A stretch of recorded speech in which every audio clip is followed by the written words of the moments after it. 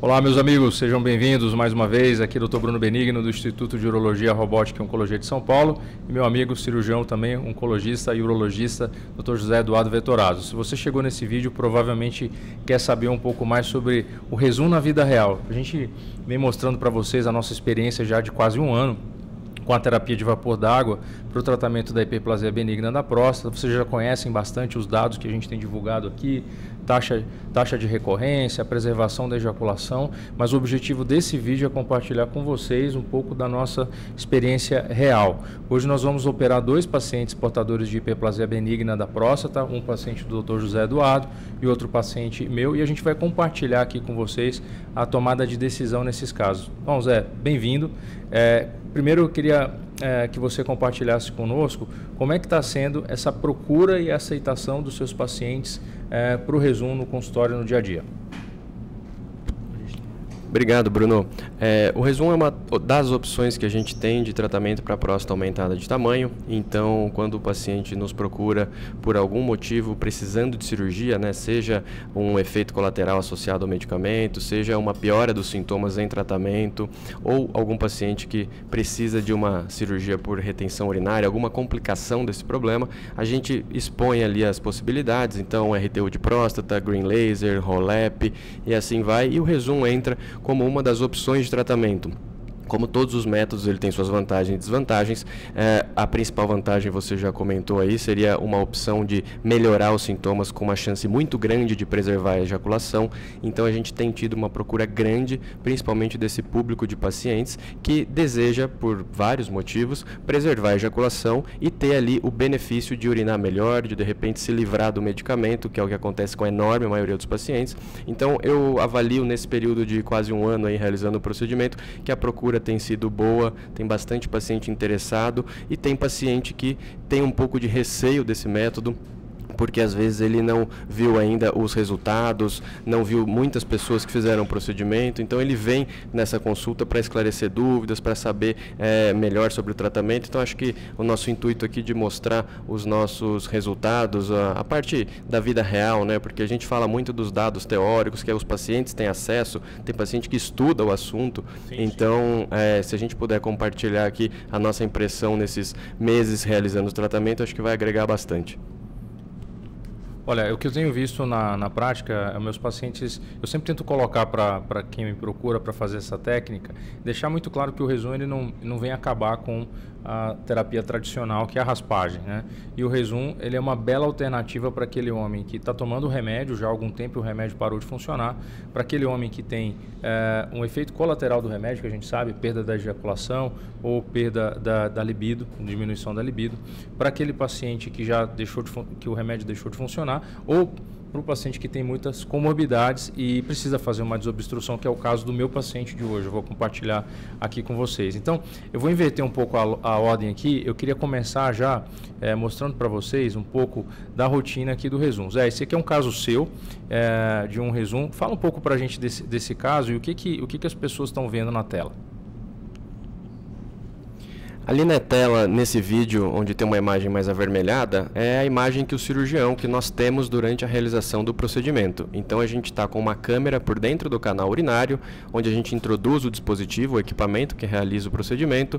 Tem uma agulha branca que você consegue ver se movendo ali, ó, agora ela acabou de se enfiar nesse tecido vermelho, que é o tecido prostático. Essa agulha é o dispositivo que injeta o vapor de água por 9 segundos em cada aplicação que a gente tem na próstata. Ali a gente está aplicando do lado direito do vídeo, agora voltou para o meio da tela, olhando a parte central da próstata e virou para o outro lado, para o lado direito da próstata, para iniciar ali na conexão da próstata com a bexiga. Esse é o colo vesical, então a gente vai calcular mais ou menos a distância, está avaliando ali o próximo ponto de aplicação e agora a gente vai ver a área branca, que é a agulha, é como se fosse ela se enfincando ali, ela se injetou no tecido prostático. A partir desse momento a gente fica parado e injeta o vapor. Nós não estamos vendo isso, mas o aparelho que está ali do lado esquerdo esse aparelhinho menor ao lado esquerdo aqui abaixo do monitor, ele vai contar os segundos de aplicação do vapor, são 9 segundos em cada aplicação. Então dessa maneira é feita a aplicação na próstata de um homem que está com problemas para urinar, porque o vapor a gente sabe, já comentou em alguns outros vídeos, que ele vai levar a um processo inflamatório e redução do volume de próstata ao longo dos meses após o procedimento. Bom, excelente. Eu queria complementar a parte técnica também. Então, o vapor ele entra a 103 graus Celsius e ele fica em contato com a próstata, como o Zé já colocou, por 9 segundos e vai encontrar o tecido a 36 graus. Esse equilíbrio de temperatura acontece aos 72 graus Celsius e eu sempre coloco para os meus pacientes que é como fazer um cozimento de um ovo, né? Você pega a clara ali transparente, joga em contato com a água fervendo e a clara fica branca. Então, a clara não vai ficar carbonizada, não é uma carbonização do tecido, e sim o que nós chamamos de coagulação do tecido. Esse processo esse fenômeno leva a um processo inflamatório controlado e no intervalo de 1 a 3 meses, todo esse tecido vai ser absorvido pelo próprio organismo do paciente e é isso que vai fazer com que a uretra volte a um calibre semelhante ao calibre normal. Queria passar agora aqui para vocês um pouco da apresentação do nosso caso, do nosso paciente. Esse aqui é o meu paciente, né? Antes disso, só uma pausa para fazer os agradecimentos. O Hélio Neves comentou no nosso vídeo e falou: doutor, devido às suas orientações, eu optei pela cirurgia aberta devido ao meu estado não ter cirurgia robótica.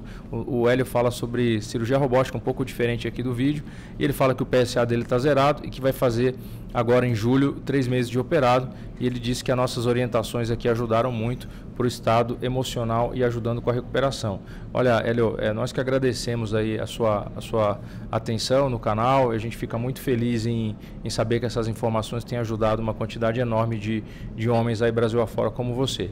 Tá? Se você ainda não conhece o nosso canal no YouTube, nós temos aqui uma biblioteca gratuita de mais ou menos 300 vídeos sobre diversos temas urológicos. Então você pode digitar no YouTube Instituto de Urologia, Robótica e Oncologia, ou então IURO, ou então Dr. Bruno Benigno, ou Dr. José Eduardo Vettorazzo, e você vai ter acesso a essa biblioteca gratuita. Ou acessar o blog do IURO, também através desse código de barras você consegue ir direto para esse blog e ter acesso às informações que nós publicamos. Então, basicamente o que vocês estão vendo aqui é a próstata aumentada. A hiperplasia benigna da próstata, ela é um fenômeno interessante porque imagina a próstata como se fosse aqui um abacate, né? Então a gente tem essa parte externa da próstata, que é a cápsula, e nós temos essa parte interna da próstata, que é o adenoma. A próstata ela tem 3 padrões de crescimento: o crescimento de dentro para fora, de dentro para dentro, né? Ou seja, o crescimento em direção ao canal, e o crescimento para cima. Então ela pode crescer em 3 eixos. O resumo ele se propõe, na verdade, a fazer uma aplicação de vapor de água em vários pontos aqui da próstata. Então esse vapor de água vai fazer esse cozimento, né? E esse tecido morto vai ser absorvido. Bom, eu vou pedir para o Zé comentar então aqui essa parte do vídeo, mostrando para vocês aqui um pouco da parte técnica do vídeo. Deixa eu só tirar esse áudio. Zé, comenta para a gente aqui o que eles estão vendo. Bom, a gente vê uma ilustração da introdução do equipamento no canal, posicionamento para a lateral ali do lado direito da próstata, aplicação da agulha, como a gente viu no vídeo agora há pouco, e essa é uma ilustração do efeito do vapor, né? Como o Bruno comentou, o vapor entra numa temperatura mais alta, encontra o tecido prostático uma temperatura mais baixa, isso promove uma necrose ao longo do tempo dessas células, que é quem vai diminuir o tamanho da próstata. Então agora na ilustração terminada a aplicação, a gente vê com o passar do tempo ali, principalmente entre 1 e 3 meses após o procedimento, uma redução desse tecido prostático, que é o que permite uma ampliação do canal urinário, facilitando então a saída da urina e aliviando os sintomas. Muito bom. Bom, compartilhando com vocês então aqui, nós temos o meu paciente, que é um senhor de 71 anos, né, que veio para um acompanhamento comigo por disfunção erétil, perda da libido e sintomas urinários do trato inferior. Então, sintoma de jato fraco, gotejamento, sensação de esvaziamento incompleto, e acordando até 3 vezes à noite para urinar. Bom, ele fazia já uso de Combodart, que é aquela medicação que diminui a próstata e relaxa o canal, desde 2018, teve uma resposta satisfatória até a metade do ano passado, 2023. Mas em 2023 ele teve um problema intestinal, ele teve uma obstrução do intestino e que resultou a retirada de mais ou menos 1,5 metro do intestino. Correu tudo bem, infelizmente, ele se recuperou e ele acabou parando de tomar o Combodart nessa época, né? Resultando, claro, numa piora progressiva dos sintomas. Bom, hoje a qualidade de vida dele era ruim, então sono de má qualidade, dormindo só 5 horas por noite, tendo dificuldade com o ronco e com a micção, e o estado físico geral dele era bom, mas não estava fazendo atividade física. Ele tem de antecedentes uma fibrose pulmonar depois do Covid, há alguns anos atrás, já fez cirurgia de apêndice, teve esse abdômen agudo obstrutivo e tem um problema na retina, que a gente chama de degeneração da mácula, né? Então, é um dado importante isso aqui. Histórico familiar, nada relevante no caso dele. Bom estado geral, um abdômen normal, pesando 76 quilos e tendo 1,75 m de altura. A próstata dele é uma próstata pequena, Zé. Então, lembra daqueles 3 padrões ali de crescimento que a gente comentou? Para fora, para dentro e para cima, ele tem prioritariamente um padrão de crescimento interno. Então, é uma próstata que não é muito grande. Capacidade da bexiga dele, nesse caso, eu fiz uma urodinâmica para ele, que mostrava também o que a gente chama de hiperatividade. Então, ele tem hiperatividade e tem sinais de obstrução. E outro dado aqui importante, olha aqui, gente. Plaquetas de 85 mil. Zé, queria que você comentasse aqui por que o normal da plaqueta é acima de 150, né? Por que nesse caso o Rezum e o Green Laser podem ser opções interessantes para esse paciente? A gente sabe que quando as plaquetas estão baixas, a gente tem um risco maior de sangramento em qualquer intervenção cirúrgica que a gente faça.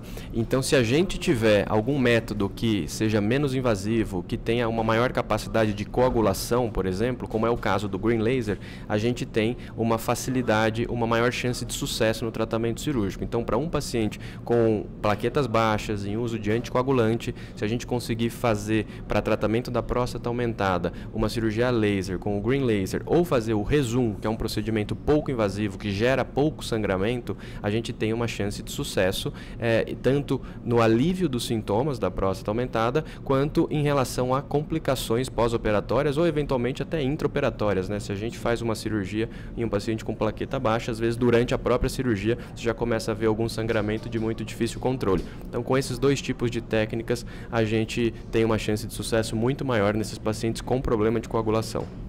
Muito bom.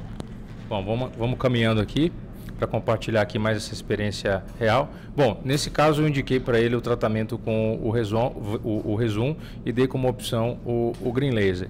Bom, pessoal, então assim, a ideia aqui de compartilhar com vocês é um pouco desse histórico, né, da vida real do Rezum. A minha impressão aqui para finalizar os pacientes geralmente relatam nos primeiros 30 dias uma vontade muito grande de ir no banheiro, então a dor é muito rara, não tive nenhum paciente que relatou dor no pós-operatório, mas já tive, dentre todos os meus casos, 4 pacientes que tiveram infecção urinária. Então a gente tem uma infecção urinária girando em torno de 8%, então muito importante fazer o uso do antibiótico conforme a gente orienta no pós-operatório. Tive 2 pacientes que tinham uma próstata muito grande, em torno de 80 gramas e com lobo médio grande, que tiveram retenção urinária. Então o evento retenção urinária pode acontecer. Quem tem mais risco de ter uma retenção urinária depois do Rezum são os pacientes que já têm a bexiga mais fraca, aqueles que têm uma próstata acima de 70 gramas e aqueles que têm um resíduo muito alto antes mesmo, na urina, né, na bexiga, antes mesmo do Rezum. Então esses pacientes estão sob risco maior. Por exemplo, se você é de fora de São Paulo, está fora de um grande centro e você vem para São Paulo para fazer, se programe para ficar mais ou menos 2 dias depois da retirada da sonda, né, do Rezum, porque o risco de retenção urinária pode acontecer. Ainda nós temos aí quase 1 ano já tratando pacientes, felizmente até o momento nós não precisamos fazer nenhum retratamento, nenhum paciente falhou ao tratamento, mas claro, ainda é um acompanhamento curto, então a gente tem que acompanhar esses dados no longo prazo. A gente programa também fazer uma publicação no próximo ano para compartilhar os nossos dados científicos. E suas impressões? Olha, Bruno, dos meus pacientes, realmente acho que a frequência urinária aumentada é a principal sintoma que aparece no pós-operatório. Sangramento, os pacientes se preocupam muito, né? A gente estava até comentando a questão das plaquetas. Eu não tive nenhum paciente que teve um sangramento importante após o procedimento, que precisou ou de colocação de sonda para lavar a bexiga ou de intervenção em centro cirúrgico por conta disso. Eu tive um paciente que 10 dias após a retirada da sonda, ele começou a ter sintomas de prostatite, sintomas inflamatórios importantes, e evoluiu para um episódio de retenção urinária. A gente precisou passar uma sonda novamente, deixar 5 dias de sonda e depois disso a sonda foi retirada. Em relação à ejaculação, eu acho que todos os pacientes estão satisfeitos. Não tive nenhum paciente que até o momento me relatou problema de ejaculação no pós-operatório. Lembrando que grande parte dos pacientes, eu pelo menos deixo todos eles pelo menos 60 dias em uso de Combodart ou alguma outra medicação, né? Exato, que é a tansulosina. Então, nesse período, o paciente fez o resumo, está provavelmente já começando a urinar melhor, mas ainda está sem a ejaculação. Então, só depois que a gente suspende esse medicamento que eles vão ver de fato o mecanismo ali funcionando e preservando a ejaculação. Então acho que no geral a impressão é de que a evolução vem bastante alinhada com o que a gente lê nos trabalhos, com o que a gente viu no Congresso Americano de Urologia ano passado e esse ano também, onde a gente pôde vivenciar aí e compartilhar com colegas as experiências de cada centro do mundo, mas eu acho que vem bem alinhado. A principal complicação seria a disúria, né, que é a ardência para urinar, frequência urinária aumentada, sangramento microscópico. Se você fizer exame de urina, você vai ver que tem sangramento microscópico, mas você olha a urina, ela está amarela, está na cor normal. Retenção urinária nesse cenário que você já comentou, da próstata aumentada de tamanho, a chance é maior, ou nos pacientes que já têm a bexiga mais fraca, e as reintervenções, felizmente, elas não aconteceram até agora, mas elas são esperadas num percentual muito baixo. À medida que o número de casos vai aumentando, a gente deve ter situações aí que vão levar a isso. Excelente, pessoal. Então, nossa ideia aqui é trazer esse conteúdo para vocês, mostrando prós e contras, como tudo na medicina tem as suas vantagens, tem suas limitações. O resumo ele está entre o tratamento medicamentoso e o tratamento cirúrgico clássico. É uma bela alternativa para você que procura um procedimento menos invasivo, sem necessidade de internação, né? Um procedimento que não leva a raspagem e com alta taxa de preservação da ejaculação. Deixo a nossa mensagem aqui final. Aqui está faltando um dos membros do Instituto de Urologia, que é o Dr. Bruno Lebani. A gente tem que atualizar essa foto, mas nós temos a doutora Fernanda Orellana também, que faz parte aqui do grupo, Dr. José Eduardo Vettorazzo, que me acompanha, Dr. Paulo Maron, também mais um membro do Instituto de Urologia, Dr. Alexandre Sato e eu, Dr. Bruno Benigno. Segue em cima as nossas redes sociais, a gente é muito ativo ali no Instagram, @iuro.sp, e também o contato do nosso time de secretárias, DDD 11, o 943097887. Nós atuamos aqui na cidade de São Paulo, capital, e temos um time integrado. Tratamos tanto doenças benignas quanto malignas do sistema urinário, incluindo próstata, bexiga e rins. Então, é um time de experts. Certamente você vai se identificar com dos nossos membros. Pessoal, muito obrigado mais uma vez então aí pela atenção de todos. Aqui seguem os meus contatos. E é isso. Acesse o site www.iurooncologia.com.br. Esse aqui é o meu Instagram pessoal, @dr_benigno. E Zé, deixa seu contato aqui também, pessoal. Isso, meu Instagram pessoal, onde a gente tem uma atividade bastante interessante sobre tanto doenças benignas quanto malignas, é o @drjosevettorazzo. E Instagram, o site o Bruno já comentou, a gente tem rede social onde vocês podem encontrar mais informações sobre esses assuntos e entrar em contato com a gente. A gente se vê, acho que nos próximos vídeos aqui do canal, né, Bruno? Quer comentar mais alguma coisa? É isso aí. Até mais. Tchau, pessoal. Até mais. Um abraço.